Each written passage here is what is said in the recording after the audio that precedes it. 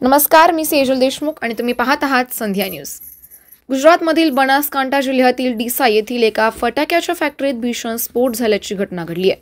त्यामध्ये 10 जणांचा मृत्यू झाला असून काही जण गंभीर जखमी झाल्याची माहिती आहे। घटनेची माहिती मिळताच डीसा ग्रामीण पोलीस स्टेशनचे पोलीस निरीक्षक विजय चौधरी यांनी याबाबत माहिती देताना म्हटलंय की येथील एका फटाक्याच्या फॅक्टरीत आग लागल्याची घटना घडली आहे। त्यानंतर कंपनीत एका पाठोपाठ एक स्फोट घडून आलाय। त्यामध्ये कंपनीतील काही कामगार अडकले, तर बनासकांठ्याच्या जिल्हाधिकारी मिहिर पटेल यांनी ही माहिती देताना म्हटलंय की आज सकाळी आम्हाला डीसा येथील औद्योगिक वसाहतीत एका फॅक्टरीत स्फोट झाल्याची माहिती मिळाली।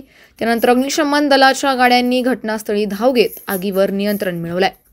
मात्र या आगीच्या दुर्घटनेत कंपनीतील 10 कामगारांचा जागीच मृत्यू झाल्याची घटना घडली आहे। या दुर्घटनेत काही कामगार जखमी झाले असून त्यांना रुग्णालयात दाखल करण्यात आलाय।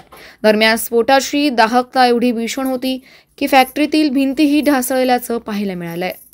अशाच माहितीसाठी आमच्या संध्या न्यूज चॅनलला सबस्क्राइब करा।